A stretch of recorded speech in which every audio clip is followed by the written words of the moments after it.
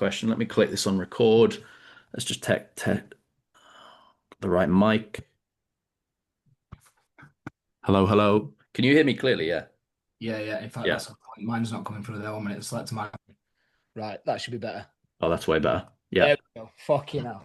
Right. You said it, I wouldn't have realized. Yeah. Let's do that. Can you just say like test or something? Test, test. Yeah, perfect. That shouldn't have any background noise. Light's good. Audio's on. Mic's on. Questions ready. Cool. All right. We're recording. Yes, we are. Beautiful. Right. So we'll go straight in with the first question and then I'll do the intro afterwards separately. Oh, good Okay. boy. Lewis, why do so many coaches struggle to get their clients to be adherent, even though they have coaching skills, coaching qualifications, PT qualifications? A lot of coaches struggle with that. What's happening? Why do you think it occurs? Um, Straight in with the big questions as well. Not we're not fucking about. Okay, so I kind of need to give a little bit of context around this, and this is also the topic where I seem to not intentionally but piss a lot of coaches off Yeah. because I don't actually think many coaches have any coaching skills, and I also don't think many coaches have any coaching qualifications. A level two is not a coaching qualification, and a level three is not a coaching qualification unless you've been somewhere like the ICF, the IAP, CNM, CIPD, coaching governing bodies, and got a qualification in coaching, then by default, technically, you haven't got a coaching qualification. So I want to get that out there. Obviously, I figured we'll just rip that plaster off straight away. Go for it. Yeah. Yeah, yeah. It's one of those things like people. There's a big misconception. There's a big confusion around the word coach as a noun and coach as a verb. So a sports coach Mhm. doesn't actually do much coaching. Coaching, the verb, came from the corporate world. It's a leadership style. It's a management style. It's essentially asking people questions to empower them to think and act for themselves. That's what coaching is. So if you think of a lot of high level sports coaches, maybe even bodybuilding coaches, are they doing much coaching or are they instructing? Are they mentoring? Which is a model that I like to use is the four hats that a good coach should wear. The first is an instructor. So write people plans, say to people, if you follow this set of instructions, you will get this result. That's great. Everybody needs to do that. Absolutely. Especially if you're working with beginners, Gen Pop, you need to do that. The second hat is the advisor. So, in my opinion, I think you should do this. This is what I think, this is what I advise that you should do. The third hat is the mentor. Not everybody can wear this hat because mentors, by definition, are this is what worked for me.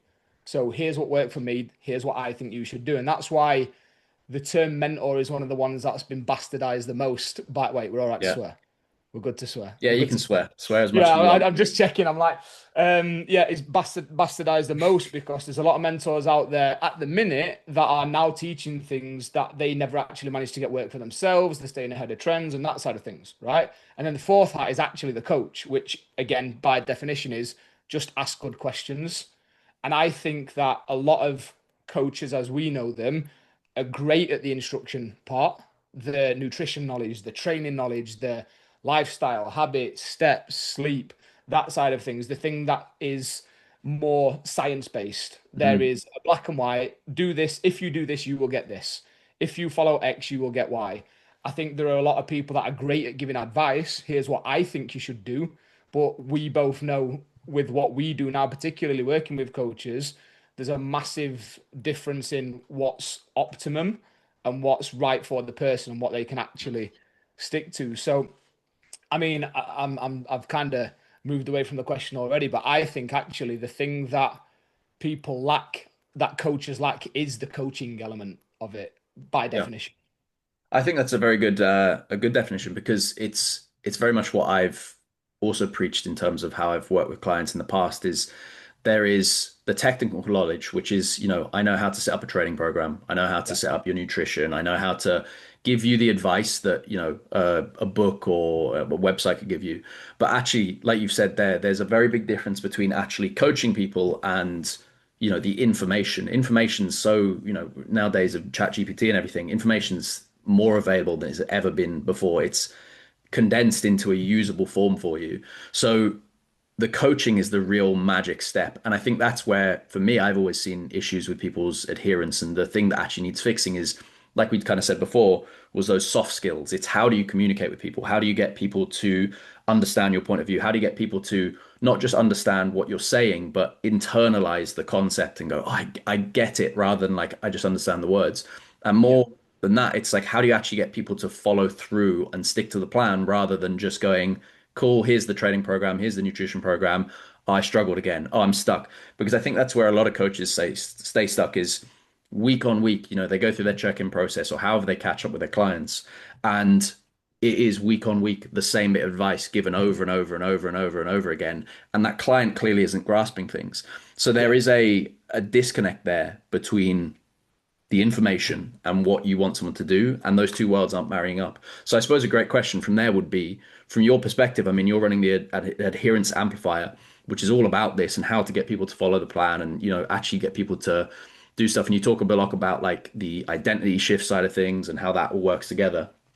What's going on from a coach's point of view and from a client's point of view? Where does that disconnect happen? Why is someone getting a plan which is very accurate and clear and maybe like the most scientifically backed plan in the world, but they're not following through? There's a disconnect there. Why is that happening?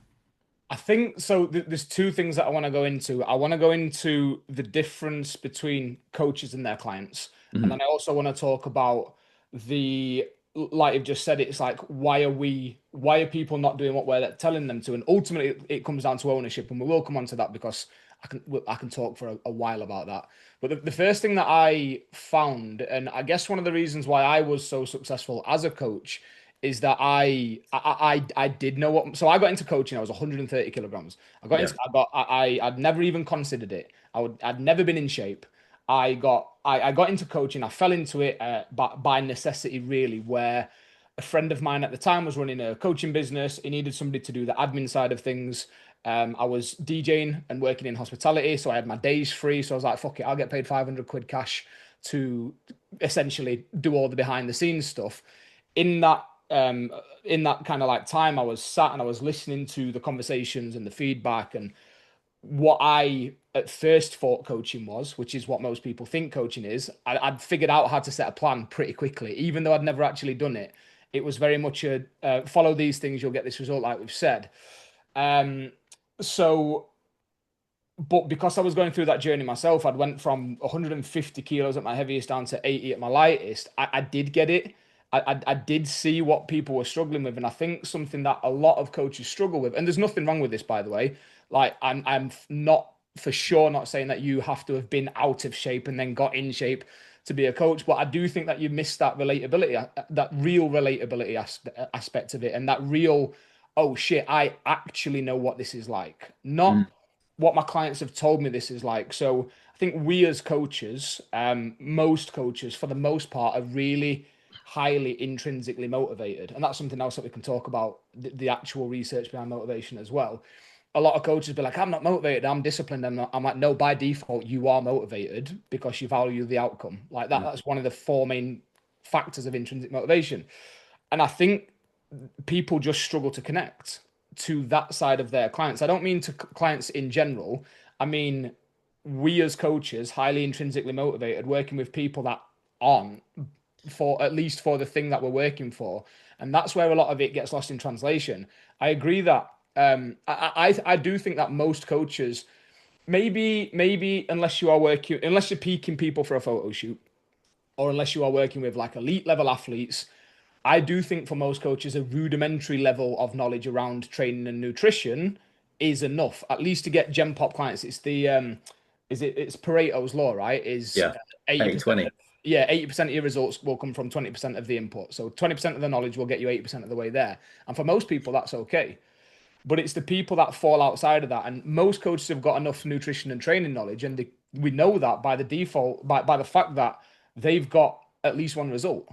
Yeah. So if they've got one result with people, you probably know, and maybe not everything you need to know, but enough about training and nutrition. The secret, the key to unlocking all of this is, well, how do we get more people to actually apply the thing that we're talking about? And that takes us on to this ownership. The second point is the ownership side of things is every coach listening to this now, take yourself back to when you were a kid and you were being told what to do. Did you follow that 100% of the time? Were you told what to do and you went, okay, and you were like programmed like a little robot and you just went away and got on with it and came back and was like, cool, what's next? No, of course you fucking didn't. You only actually did the things that you, A, were fully bought into, or B, were able to take ownership of. I think this is a good idea. So I'm gonna do this. And this comes right down to the basics of human behavior is that you can tell somebody to do whatever you want them to do until you're blue in the face. But until it actually clicks in their head, maybe they'll do it once, Mm. maybe they'll do it twice. But until they can really take ownership of that behavior, that action, that decision, that thought, that feeling, it's not going to be I mean, that's step one to making it a long, consistent change rather than just a fleeting thing. No, I agree. I think with what you said there, one of the key parts of that is this kind of um, the ability to get results. Does again, it doesn't come down to the knowledge, and I can speak very strongly firsthand to this with I did a master's degree in sports nutrition, so knowledge base around like nutrition alone, very, quite in-depth stuff. I would say that's probably the biggest waste of money I've ever spent on my life in anything, like tens of £1,000s in student debt. And the reality is that what I learned off the back of that, it really does come down to like, if we simplify it, of course, there'll be people listening to this who have like very specific, niches and client bases. But for the majority of people, again, Pareto principle, the majority of people, like 90% of it comes down to calories, protein, and it's pretty much it. Like it's pretty much it. To lose weight, gain weight, Yeah, it yeah, does come yeah, down to those yeah. factors. So knowing that and kind of seeing where, we apply this, and of course there's context outside of that where it is less or more likely to get someone a result. But knowing that it is really simple information, we all know as coaches, calorie deficit, lose weight. Like it's not more complex than that. What's stopping someone getting a result? And I think what often happens is because we don't, as coaches, we get into the industry because we're motivated by training. We enjoy it. We enjoy the process. You enjoy going to the gym. For one person, they step into the gym, they lift heavy weights, it challenges them, they get this pump, they feel a bit uncomfortable. They're like, oh God, it's fucking great. I love this. Someone else, the second they feel any uncomfort or discomfort, they hate it and they don't Yeah. want to be there. And you've got these two really different kind of differing mindsets. And almost every single coach, I think, comes into the industry because they like training, they like exercise, or they don't mind dieting. I don't think anyone loves dieting, but they don't mind dieting. They don't mind the results they get off of it, and that keeps them going. But often what happens is they forget, again, that kind of motivation which other people are driven by, or the factors that other people are experiencing, where you have a client come in and they're labeled as a problem client, but they're not really a problem client. They're just a client who hasn't been able to follow the plan. And I think coaches get very frustrated by this. They go, oh God, these clients, they're not doing this, they're not doing that. But the reality is that that person came to you, they hired you because of that fact itself. They are struggling to do this on their own and they've come to you for the help. And often what happens, I think a lot of coaches main port of call or their approach is, well, I'm just going to tell them to do the stuff. That's what most coaching really is just, well, you'll get a plan, you'll get nutrition, you'll get a check-in once a week. And in that process, it's just like, do this, do this, do this. But where anyone doesn't follow the plan or struggles to follow the plan, they're kind of stuck and they're like, why is this client not doing it? Like, what's wrong with them? Like, what's going on? And I Yeah. think that ownership comes around to that whole point there is that, as a coach, I'm deeply, deeply in the belief that you should take ownership for every single one of your client results. That doesn't mean that you don't have nightmare clients. We've all had a nightmare client who just ignores everything. They are actively fighting you in the result. But the majority of clients, the majority of the clients who you maybe would, or most people would label as a problem clients aren't actually problem clients. You just don't have the skill set. You're trying to, attack everything with a hammer, and Yeah. you need a really specific skill for this client. And a lot of it comes down to, your ability to empathize with someone or ask those tough questions or dig deeper than just like, why aren't you doing this? Like, okay, let's calorie bank this week. Okay, but why are we doing this? What's the motivation behind it? What's the reason someone struggles? Why does this person every time they get to the weekend overeat every single weekend, despite the fact that you've given them all the steps, the calorie bank and the plan, the nutrition, the let's swap your breakfast out for this thing and get more protein in at lunchtime? They still struggle. And it's Yeah. down to the ownership from the coach's point of view to actually give them the skills and the tools to do so, ask the right questions to, dig deeper on one side of things. But it's also that there is the ownership of the client, actually teaching them that side of things. And I think Absolutely. that ownership comes down to those skills. What do you feel is the barrier that's stopping coaches being able to take that ownership or give it to their clients? Like where's that being lost in translation? I think sorry, I nearly butted in there. Yeah, no, go for This, it. this whole idea of like problem clients is, I'm big on reframing things, right? I feel like there's enough when you are self-employed, when you're a business owner and a coach, and you've got to wear the marketing hat and the fucking lead generation hat and the sales. You've got to do a lot of Yeah. things, right? Why make it feel worse by letting yourself sit in the negativity of a lot of things? And this idea of like a problem client, I say to some of the coaches inside to the coaches inside the Amplifier, be thankful for that, because if it was just about writing a plan and giving it to somebody, you would be competing with everybody that calls himself an online coach. AI can do this as well now. Like it's like in Literally. seconds, literally Yeah. seconds. I did one for Yeah. jujitsu the other day and training, and it churned out something. I was like, that's pretty fucking good. I was like, shit, that's not bad. Mate, it's not just the AI. It's like the big influencers that I've got a bigger marketing budget and Hmm. can run things at cost just to take over the market and stuff like that. Like my wife, a little bit of a tangent here. She's working with a coach now, but she was previously a coach herself. She now specializes in content. She basically for the last year before she started working with her coach Sarah, now she was in this position where she was like, well, I don't need coaching, I just need a bit of a plan. I'm bored of my training, I want a progressive plan, I'd like a little bit of guidance and stuff like that. And she signed up to I don't know what the app is called, but she signed up to Chrissy Chella's app thing, like the Honor Active Oh owner. yeah. And she signed into this app and it cost her like 60 quid for the year, I think, something like that. And I was like, just let me have a look at that. Obviously, what I do, I'm like fucking about on this app, and I'm like, oh my God, coaches do need to worry. Hmm. But if your thing is I'm going to write you a plan, well, it took her 10 minutes to feed the details into this plan of things that she could do, couldn't do, injuries, equipment availability, how many days a week she wants to train. Bang, training plan. There you go. Pretty much instantaneous. And like adjustments later on down the line, done. Like, is it AI plugged into the back of that? Well, probably because of the speed that it was being done. But it's not just that. Inside this app, the community is wild. There's people organizing meetups every weekend in every city, and I'm like, if you are annoyed at those problem clients and you just want to be able to write plans and get people to stick to them, you're fighting a losing battle. Well, that's not coaching either. Like Correct. Yeah. that the coaching is, oh, this person's struggling, I'm going to help you overcome it. And Yeah. people are going, oh, you're struggling, that's your fault. That's I'm not taking any part in it. That Yeah. is Yeah. what coaching is. And I think there's that disconnect now that people think they can set up a Instagram account, post some like 5 hacks to grow your biceps, churn a load of money in and just be like, yeah, easy, I'll live on a beach and be sipping mojitos while I'm doing my check-ins kind of thing. And Yeah. it's Yeah. it's Yeah. not that. It's the coaching actually happens when the problems start. That's when coaching comes in. That's what 100%. your job is. And I think that's where the disconnect is happening.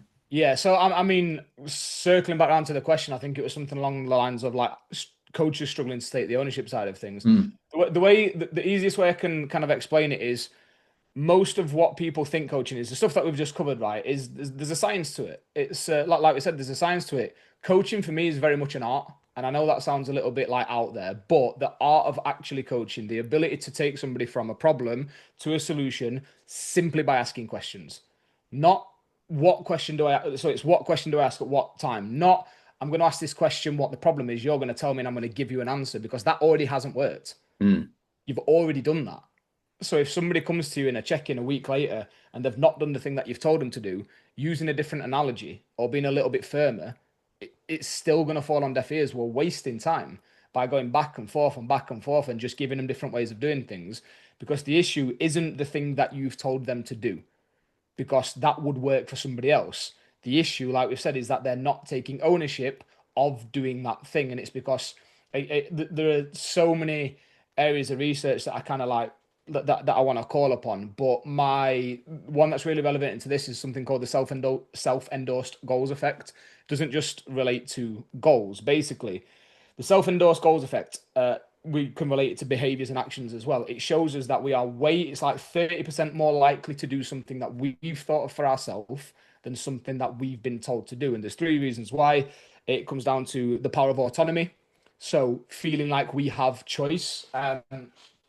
When another thing that I'm deep in a rabbit hole at the minute about is like this, like neuroscience. I'm currently doing a qualification in neuro coaching, which basically looks at how the brain interplays with coaching, goal achievement, etc.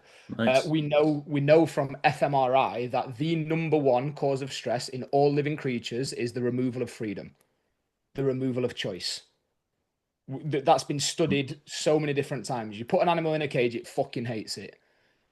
How do we punish humans? We put them in like there's so many different kind of like areas in that. So the first thing that getting people involved in them deciding what they're going to do, it's the power of autonomy. It makes them realize I am in control. I have got options. I am an adult. I've got freedom to choose. And coaches talk about that a lot. Is like I want to give my client autonomy, but you're still answering questions of if they should track their chicken track like fucking cooked or raw. Like Yeah. it's we have to back it up, right? The second and the third points of why the self-endorsed goals effect really works is that they are alignment and clarity. So your client wouldn't choose to do something that didn't align with their current way of living. So, give you an example. You've got Sally, mum of three, single mum of three. She's got to get her kids out to work to school in the morning. Then she's got to get to work and do all that sort of stuff. Sally's struggling to get her steps in, and you're going, "Why don't you buy a walking pad and do 5,000 steps before the day starts?" Like, because that's normal for you. Why don't you do this? Why don't you do that?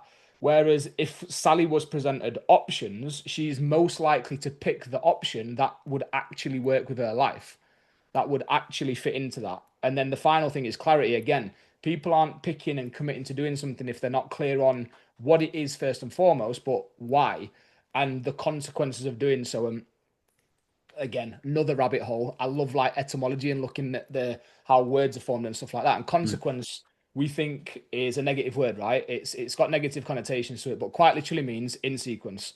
So you do something, a consequence is this. If I stick to my deficit, the consequence is that I lose weight, right? And we can't really take ownership of a choice until we understand the positive and the negative consequences of doing so. So if Sally decides to get up at 5 a.m. to get these steps in because Brett, the PT, told her that's what she should probably do to get them in before work, well, the positive consequence of it, she's going to get those 5,000 steps in and the day is going to be easier. The negative consequence, she's going to be fucking knackered Yeah. and hate her kids by the time they get off to school, and then she's going to be dragging her ass through work all day. And it's those three things. It's the power of autonomy. It's alignment. I'm picking something that aligns with my life, and clarity on not just what it is and not just why I'm doing it, but what the back end of that is. So a lot of kind of what you spoke about there is well, there's a few different things. In fact, you mentioned so many different. There's so many angles we can go from there. It's The I first can't thing I help it. think I'm that sorry. It's was the way my brain works. I'm literally like bouncing. no, it's the same as you've gone through there. I've made like 15 notes of like right, touch on this and that. Um, the first thing I think you'd mentioned there was the difference between like the science of coaching and the kind of art coaching, and I wholeheartedly agree with that. I literally have a lesson in our like actual coaching modules, how to get results with clients. The first lesson there is called the art of coaching because Yeah. it's a massive difference. I often say this with clients is that what's often optimal in like the paper, the research isn't optimal in reality because if you put someone in a science controlled study and you track all their calories or a metabolic ward, yeah, of course they're going to lose weight if you track every gram, every granule of rice they eat. Of course they're going to lose weight over time. You go, so if we do this, they'll lose weight. But you can't put that, and it's kind of like you gave with the example of Sally there. You can't apply that to a real human being's life in the same way. And this is often where people go down the kind of evidence-based route. I am in no way saying science is not like I am very much science-based, but you have to understand how science is applied to a real life human being and how they are going to carry that out. There might be the most optimal exercise or diet. Let's say today they release a study and they go, actually, there is two exercises you should do and you will build all the muscle you want to do. You only have to go to gym once a week and you have to, do this diet. If you eat every day, you'll stick with it. It is by definition the most scientifically perfect diet ever. Everyone will enjoy it. Everyone will get on with it. Whatever. If people can't follow that through and if they can't apply it or they hate it and every time they go to do it, they dread doing it and they delay and they put it off and they don't do the session and they go, oh, they come up with excuses. That isn't optimal for that human being. Yeah, and That it don't diet fucking doesn't matter. work Yeah, for that yeah, human yeah. being. It's pointless. So the art of coaching is very much, you're right in that, is how do you actually apply this knowledge in a context that someone can actually do and that they can follow along with. And if you're asking your clients to do something that, yeah, okay, you are willing to do, fair enough, you're willing to get up at 5 a.m. and do, 90 minutes on the Stairmaster, they might just be like, how the fuck am I going to do that? Like, how am I I've got kids to get ready for school. I've got to do this. I've got to get the lunches packed. I've got to prep for this presentation later. And you're asking them to get up like 2 hours earlier to drive to the gym to come. Like, it is insane. And I think that whole process really does drive back down to, okay, how can we give people the tools to, I think a lot of coaching is how can we say this? Coaching is giving people the challenge and the stresses of actually finding the answers themselves a lot of the time. So That's exactly it.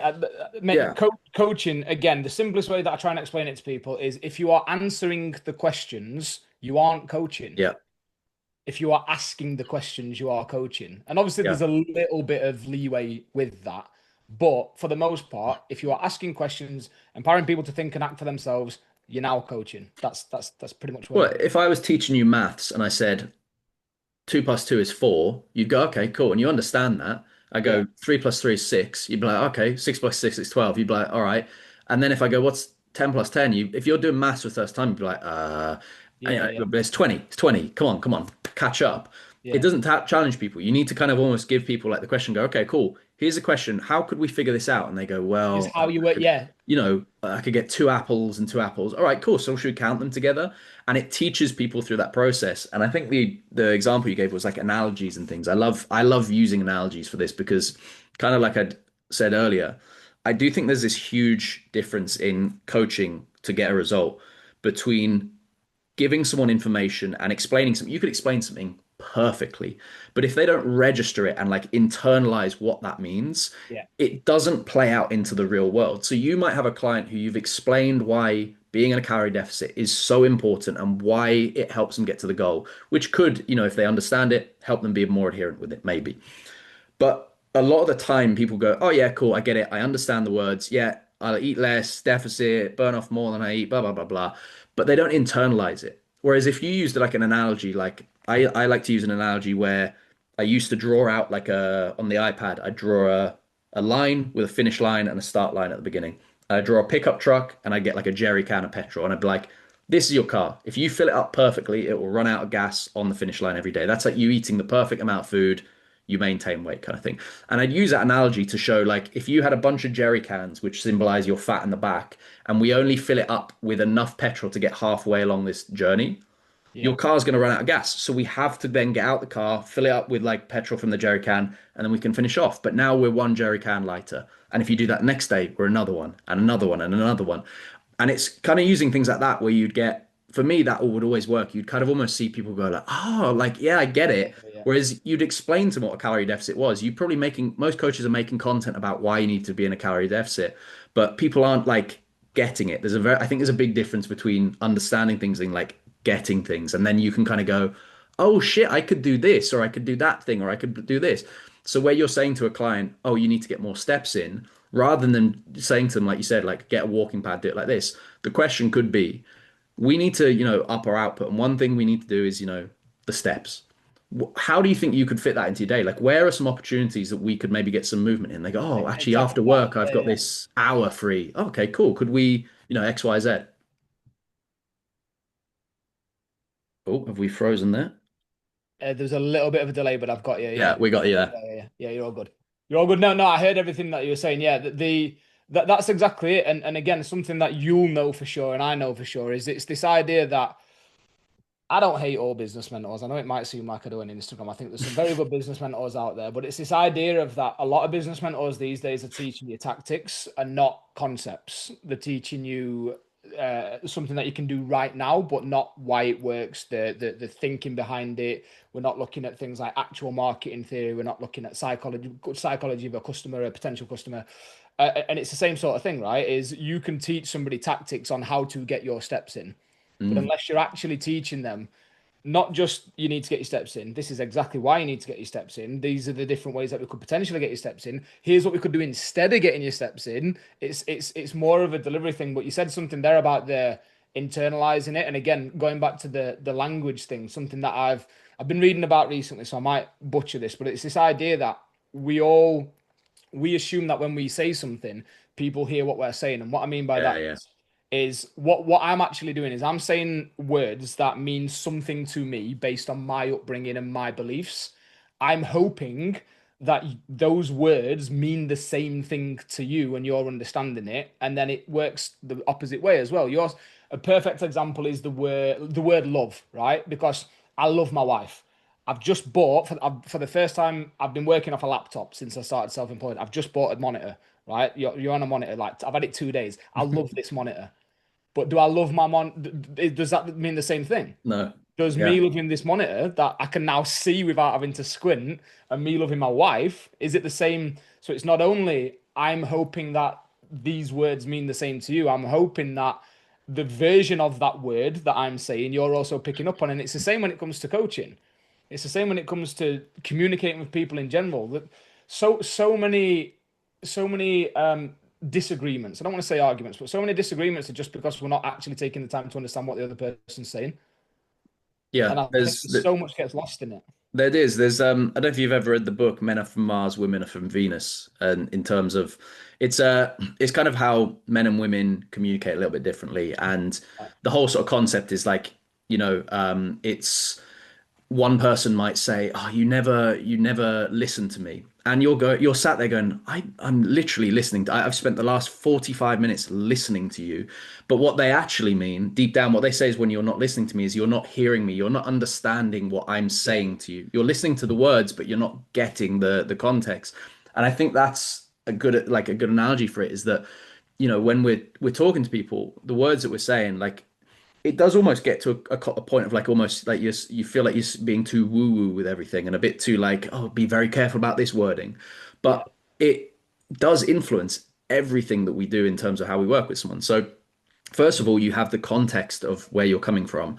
You like we often do this with topics that we're really versed in. We've watched, loads of stuff on, we understand really well. Someone else asks us about it, and you might explain it, and you go, "That was a really good explanation." They go, "Nah, stupid. That's I dumb," have or no whatever idea it what you're on is. about. Yeah, yeah, yeah. But you've watched hours of context of videos, podcasts, listen to people. You listen to a fucking Joe Rogan podcast, and there was that 15-minute segment where they talked about this one really niche area of it. And you're like, "Oh, fucking hell, that was really cool." And then you listen to Andrew Huberman on someone else talk about something else, and you're going, "Fucking hell, you've got 15 years of applying it and that little Google search you did 2 years ago that changed the way you did something, but you completely forgot about." And all of that context adds together so that when you say something, you go, "That made perfect sense." And then they go, "I don't get it," because they don't have those tiny little building blocks that got them to it. Yeah. And I think that's a big part of that communication side of things.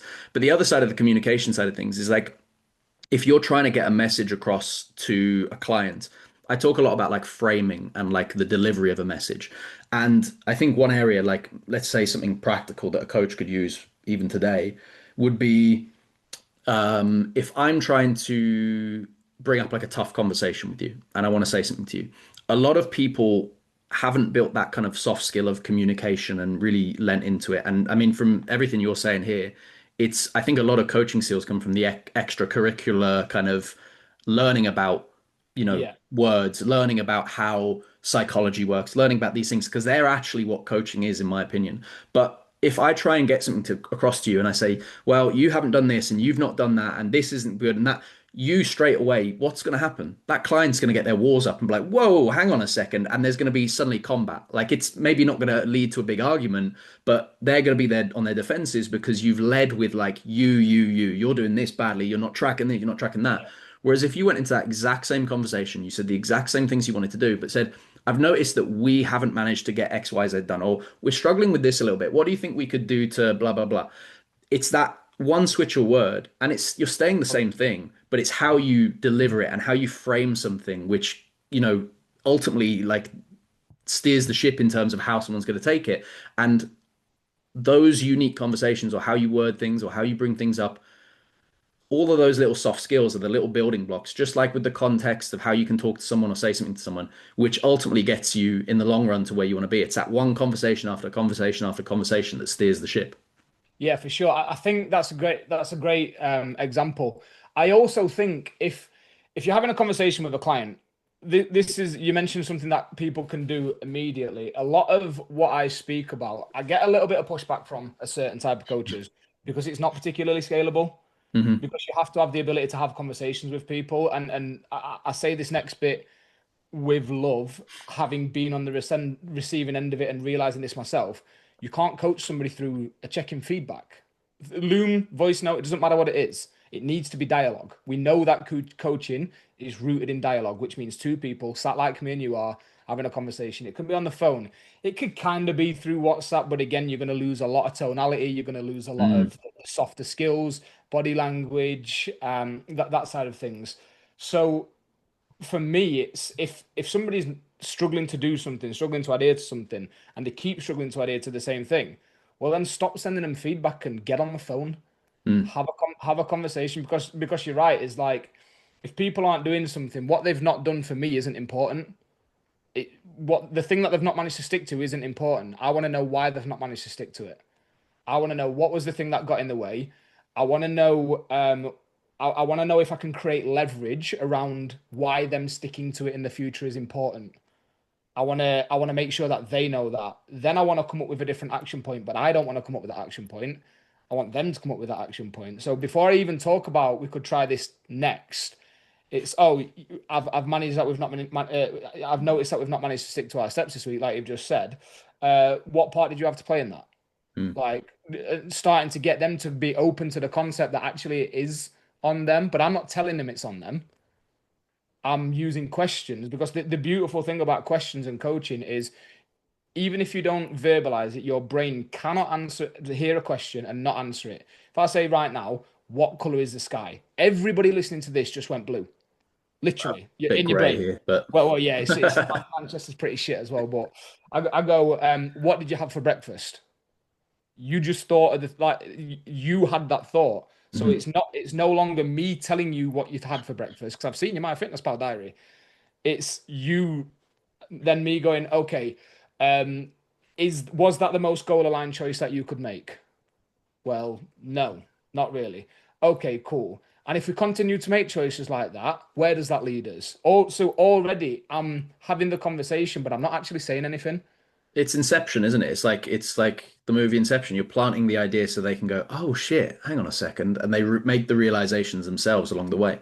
Yeah, absolutely. And that's I think the way that my business ended up before I wrapped up Body and Brain to move into what I'm doing now and got deep in this rabbit hole is my check-in process went from around 30 minutes per client of reading the answers to the 21 open-ended motivational interviewing questions that I got in my feedback in their feedback form to recording a 15-minute banger of a Loom video and realizing that nothing was changing. Right at the end, I had 7 questions. They were all data driven, and the coaching was done conversationally. Hmm. Like everything else, it was my feedback went from 15 minutes, some clients longer, to 2 to 3 minutes. What I did with that extra time is I didn't sit, like you said earlier, on a beach drinking fucking mojitos wherever. I replaced it with actual conversation because it's the actual conversation that is the bit that your clients need and the bit that you're currently potentially holding back from them. I think that's also the thing that really going forwards. We spoke a bit about AI, which is going to set people aside. Is Yeah. AI. I mean, in theory, you could set up a 11 labs with a fucking chat GPT and a video, but the thing that's really going to set you aside is that human element. And people go, well, what is that human element? Is it just that a human's doing it? I think there is value in that, but I do think the main thing is like someone can empathize with you and go, mate, that's really shit. Fuck. Like, I didn't realize that, your dad's had a XYZ issue or your sister's going through blah, blah, blah. Like, yeah, I can see how that can impact you. And actually being Yeah. able to empathize with them on a human level is the big part. But like you say, it's not scalable. And I think the main stuff is like, even to this day, again, very similar kind of approaches. I'll go into check-ins and look at what people are doing, and although I know it's not scalable, I'll be like, right, let's book a call in for like this afternoon, and let's actually talk this through. And it Yeah. isn't scalable. Actually, it takes loads of time. It's the most unscalable thing going.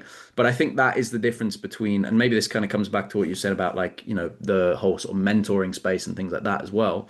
I think there's been such a drive for like tactics, strategies that you're not doing this one thing and therefore your business isn't at 50K a month kind of thing. And the reality is actually I think you get more satisfaction out of a business. I think it's the slower route. It definitely is, but it's the better route. And you require less strategies and marketing and tactics if you go that slower route, because what it is ultimately you build a business based on results rather than a business based on okay results and an amazing tactic that really just digs deep in someone's pain points and makes them feel shit and then converts them.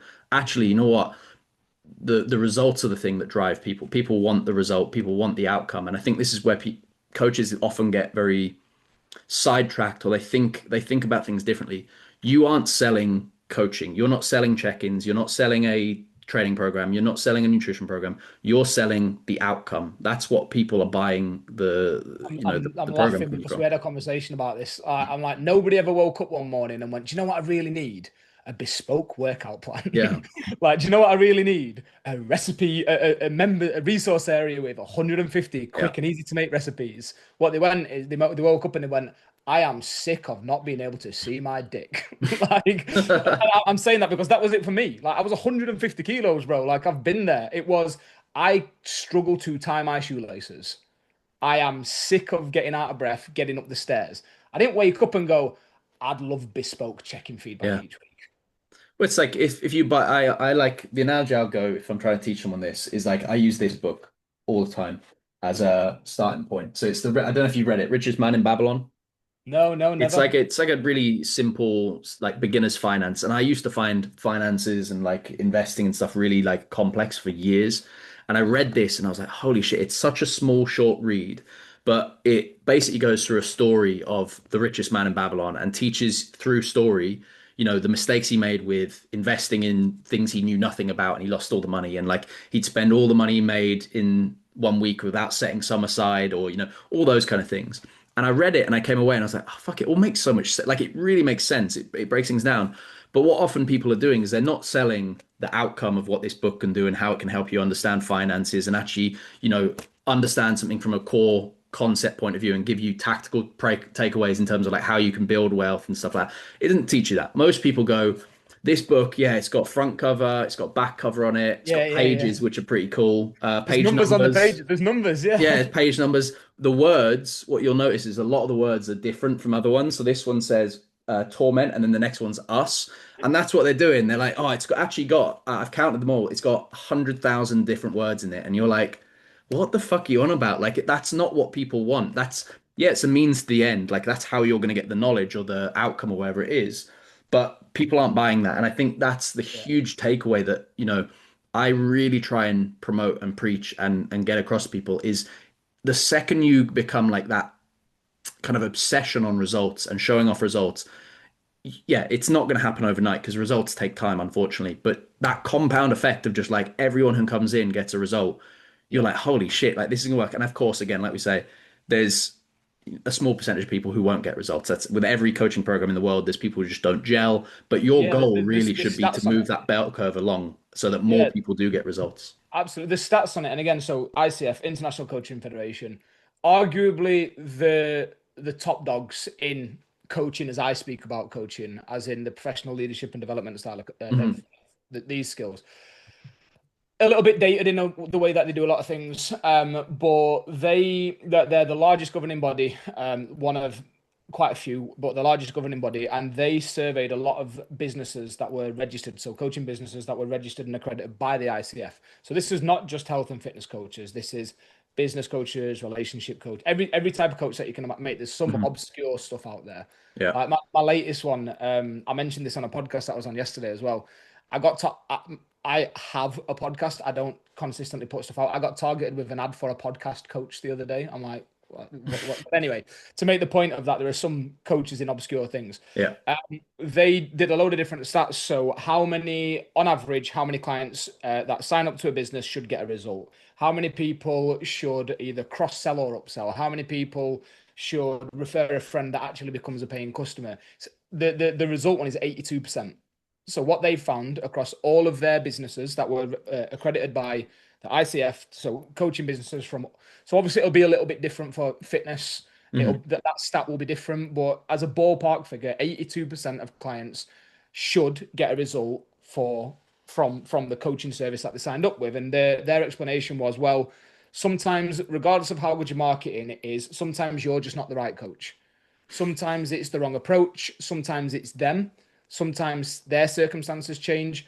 Sometimes a big thing, particularly in what I found, what we do that I found is a lot of people love the idea of change more than they actually like Change. the in the weeds, what needs to be done on the day to day in the dirt to change.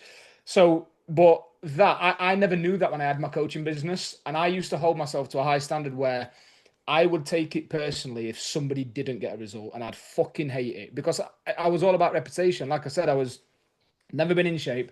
I've got screenshots of other coaches chatting shit about me, but I was churning out better results than them. I was posting more consistent results. This kid's never been in shape. Who does he think he is? He's going to end up hurting somebody. Da, da, da. I was like, well, first of all, I'm not doing in person. I've never done any in person.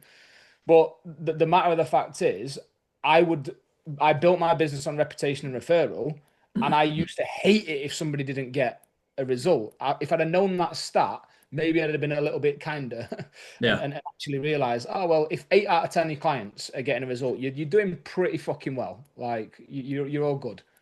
Yeah. I think that is the thing to really take away as well, is like you said, like if you'll get a lot of coaches results are, I mean, this upsets people, but they're pretty average. They're not that great. A lot of people, you look at and look, I know there's other types of kind of coaching programs that maybe aren't focused on the transformation. I get that. And the reality is what I always say is like, if you aren't coaching for a before and after, like a whoa, holy shit, this happened, right? Like they were fat and now they're shredded, whatever it is. If you're not coaching for that, then your result should be the equivalent of whatever that is in your world. So it should be the Or that, yeah, yeah. storyline transformation or the lifestyle transformation or the confidence transformation. You need to show that off in some way, shape, or form. It's not a get out of jail free card. It's just you now need to show it in another way. But I mean, the gold standard for most people is a before and after because it's immediately obvious. You look at it, you look, oh, that's the same person's face. Holy fuck, that person's gone from clinically obese to they're on doing a photo shoot, right? And in a lot of circumstances, people aim for that. But I think there's also, this trend, which I've seen very much over the last few years. My client got absolutely dick skin lean shredded, and you look at them and it's like a spot the difference, and you're like, they're not even shredded, but there's also very minimal changes here. And that's harming your reputation as a coach more than anything else. Because you're it's like being like, oh my God, this is like the fucking bee's knees of results. And it's not. It's kind of like any person, whether they know about fitness or not, could look at it and go, yeah, maybe they've lost a bit of weight. And I think that's really the be all and end all of what you do is like if I went to a pizzeria and I walked in and I got a pizza and it was okay, I'm probably not going to rave about it, right? But I went to a pizzeria in Battersea in London about 3 years ago. I got a beetroot pizza. I've been making it at home because it was so good. They've taken it off the menu because it wasn't very popular. It is the best pizza I've ever had in my life at Can I just anywhere. clarify what that beetroot on the pizza? Mate, it is a sauce that, right, I'm gonna give, if anyone wants to try this, we bought a pizza oven. Honestly, this is the best pizza you'll ever eat. It sounds shit. I promise you it's phenomenal. I'm a beetroot fan, mate. I'm Right. already I'm already interested. buying. I bought some sourdough stuff as well, so I can try and make a dough out of this. Anyway, shallots, peppers, beetroot, roast them up, garlic as well, chuck them in a blender, make a sauce out of that, splash of milk. It's like a thick red beetroot sauce, and then you top it with goat cheese and some balsamic vinegar and let rock it. Honestly, the best pizza I've ever eaten, and I stand by that with confidence. People All, think it's all the like, co all the coaches are listening, going, "Where's the protein?" mate, honestly, you have to give it up for that because it's fucking phenomenal, absolutely phenomenal. And I was a bit like beetroot, but honestly, the best. Anyway, but I've No, I get spoken you, but about yeah, that I get the in point. depth. I've told so many people about it. I bought a pizza oven so I could make it at home. Like I was so like, wow, this is amazing. I go do that. But if I went to like the average pizzeria, I'm not going to be like, oh, go there, you have to go there. And You're it's just gonna very have much the the same. recipe. Yeah, yeah. Knowing that the results are the outcome, the transformation, whatever someone got from your program, that should be the thing that you're doing. Like, and I think that people don't take enough pride in that. They just kind of go, right, I get some okay results. Oh God, why is no one joining? Why is no one reaching out? It's because the outcomes aren't that great. And it's one of the simplest things you can start doing today is like aiming for better results and really taking it like personally. I used to take it when I started fitness coaching. I would like very much like say same as yourself. I took it deeply personally that someone get result to the point where I would do hours of extra work for, trying to get them to do things or, trying to help them. There was clients who, at the beginning of my coaching would, for financial reasons have to stop. And I'd be like, "Oh, fuck." And I'd be like, they're like 3 months away from getting an amazing result. And I'd coach them for 3 months for free. I'd pay for their entire photo shoot because I knew that that result and that transformation, if I could showcase it, would bring in more people. And every single time it would. And off the backbone of that, that compound effect of getting that result and just being like, it's all I cared about for ages. And I openly will admit, when I first started coaching back in what, 2018, 19, I was shit at market. I knew nothing about marketing. I knew nothing about tactics or anything. I was really bad. The content I made was awful, but I was absolutely obsessed with the result, like obsessed with it to the point of like, this is the one thing I can do really well. Yeah. And I'm gonna focus on it. And I can wholeheartedly say that has been the biggest thing, the biggest lever in the business out of anything else that has moved people forwards. Yeah, well, I completely agree. There's so many things that I want to touch. Yeah, so I think the thing that people maybe think about on the surface but don't actually realize is that regardless of what your result is, I think your before and after, whatever that is, it should be relevant to your client, what you're. I've got a lot of Mhm. relationship with food coaches that are working with me inside the Empire. I've got a lot of transformation coaches. Their result is very different. The before and after versus the video testimonial of, oh my God, I used to panic if somebody had a packet of crisps because I feel like I was like, whatever, right? Going out of your way to achieve that, not only do you get to spend more time doing the thing that you actually fucking love and the thing that you actually signed up versus copywriting, which is important, content, which is important, having Mhm. conversations, which is important. It makes that side of things easier. Like Mhm. if you can display, when you look at customer psychology, biopsychology, there's something that people look for called predictability. And what that means is they want to know that the result that you're displaying is predictable for them. That because you've got this many results with this many people, that they can see themselves achieving that result. It's not about the after in the before and after. It's about the before in the before and after. It's that they can look at that person and go, they're similar to me. This coach has got 100 results, 200 results. It's highly likely that they're going to have the skill set needed to get me from A to B. And I can see that predictability is there for me. But I think I think one of the things that it comes down to is that those results don't take 12 weeks. Those results don't take four Yeah. months. You sell your 4 month package, cool. Those results take 18 months. Those Mhm. results take 15 months. So, depending on the starting point, depending on the end point, depending on the journey, adherence, all that sort of stuff. But yes, it's the result. But I think the first thing that coaches need to be focusing on is what is my average retention? Like, how long does somebody stick around? Because if it's 7 months and I was awful at tracking data for my business, Leeds could not tell you, not a fucking clue, just genuinely did not know. But I knew everything about my clients. I've got a client dashboard that I give away to the to the coaches inside the Amplifier. I knew that the average starting weight of one of my clients at Body and Brain was 132 kilos. That's the average, right? So would I be doing what's right by potential clients by going sign up for this 4 month package and Yeah, yeah. no? What I would be doing before they even paid me is I'd like a 6 month minimum commitment because that's what I've found that it really takes a decent amount of time for us to start to see some long term behavior change. However, Gary, a client of mine that I absolutely fucking loved, this is probably going to take you maybe 18 months, Mhm. maybe a little bit longer. But here's all of the results that I've got with people that have been with me 18 months. This is Sophie. She's still a client now. You'll meet her when you get in the business. And it's making it real for them. And I think a lot of the times coaches are scared to tell people how long it's going to take.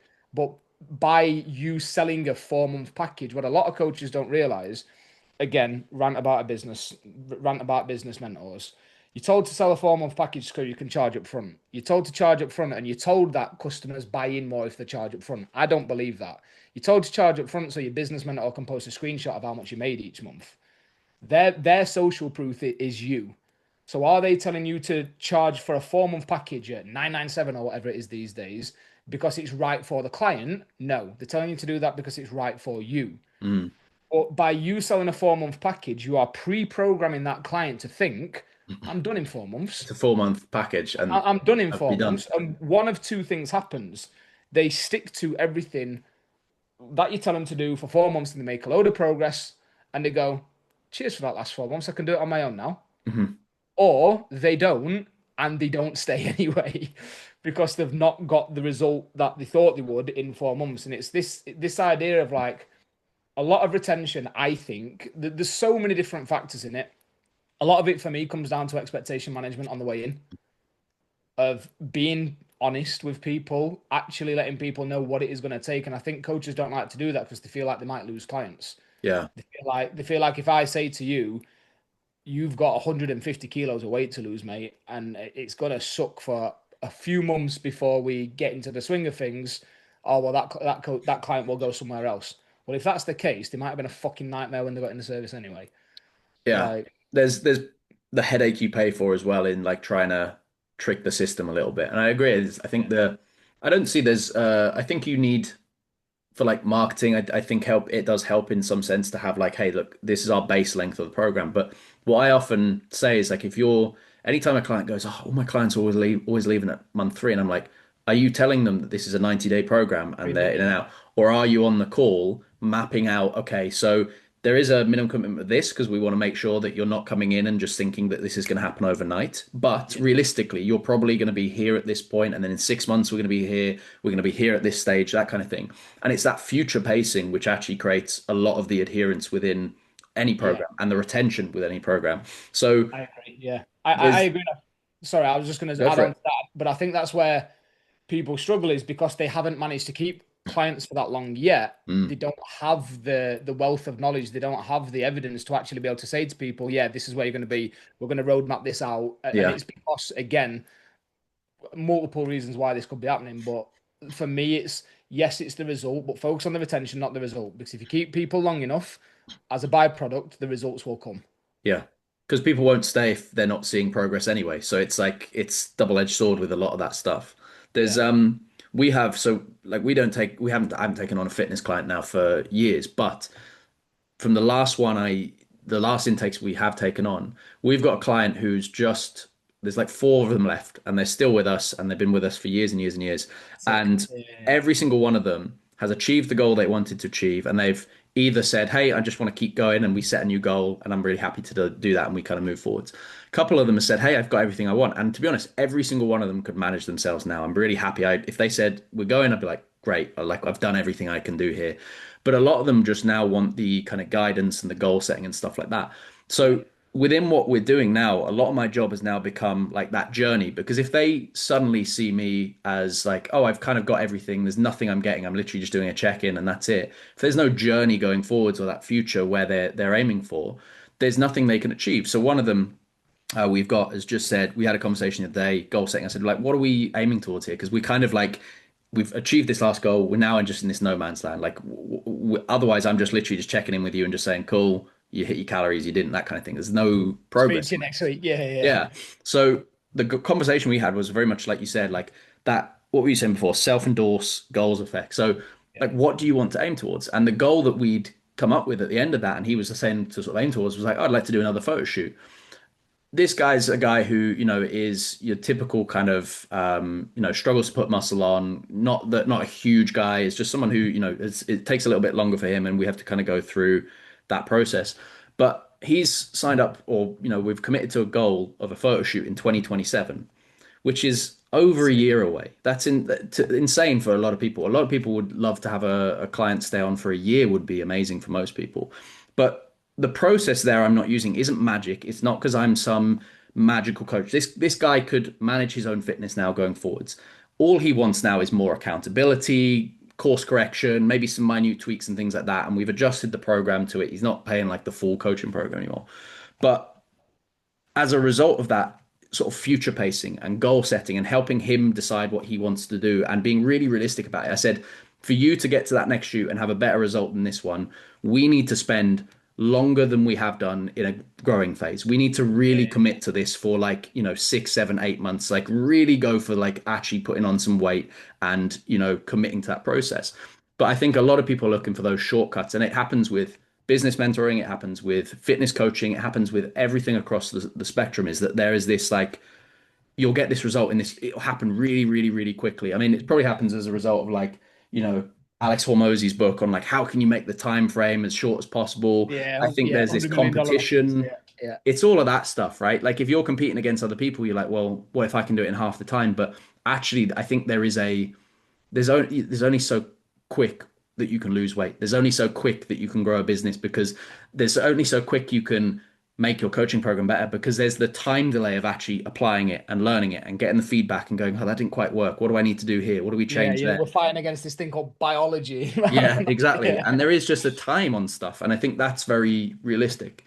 I think for everything we've spoken about here, there is a kind of common theme coming back to where coaches should be focusing their attention.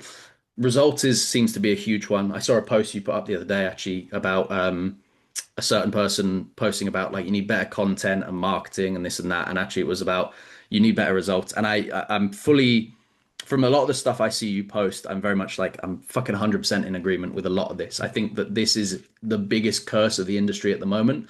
And again, I'm very much in favor of actually things that aren't as scalable, because I think they get a better result, and I think they make you as a person feel way more aligned and like driven by what you do. You get so much more satisfaction out of your job. Like you really want to do what you do. yeah, And a lot of that comes down to focusing on coaching skills and, the result that you're getting. And actually all of that other stuff, all the tactics, the strategies, the way you market it, all of that comes 10 times easier and 10 times faster, because you did focus on that, like, the slow work at the beginning. yeah, yeah. I agree. Yeah. So I have nothing to expand on that. I completely agree, and I do see why it is like that these days. I still think most coaches are in it for the right reasons, but I do think because of a lot of the messaging around online coaching, I do think that there are maybe some people that are here for a quick quid. yeah, It's just like how much money, how quickly can I get to 3 grand? How quickly can I get to 5, 10, whatever? But I think it's difficult. Well, you must experience this when you're trying to communicate with somebody and they're like, well, I'm barely paying my bills. And what my message is, well, suck it up for another 6 months it and get really good at yeah. the job. It is shitty because people want the quick fix, but actually the quick fix is the The long long, fix. yeah, Like yeah, that's the shitty thing, is you like people are like, but what should I do? And there's this kind of desire of like 5K, or 10K a month. To get to 10K a month, but I don't think people understand.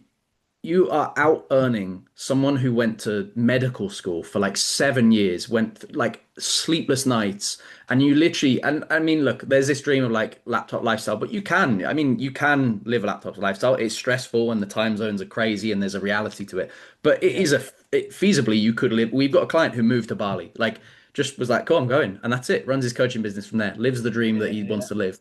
But I think there is the reality that you have to understand, to make 5K a month, 10K a month, it's a fucking good income. That's a fucking yeah, good income. And you have to earn the right to be able to do that. And the quickest fix is getting really good at all the little things, because, to grow that business, and it's something I learned, I really fought this for years, and it, like within a 6 month window, turned around for me when I kind of took that ego out of it and was like, oh, fuck, I've been holding myself back in a lot of these areas. But it was learning that a lot of the stuff that I need to get better at it is this coaching skills and the soft skills, but even within like marketing, copywriting, all those sort of things, is to earn those kind of like higher brackets and go up and up and up.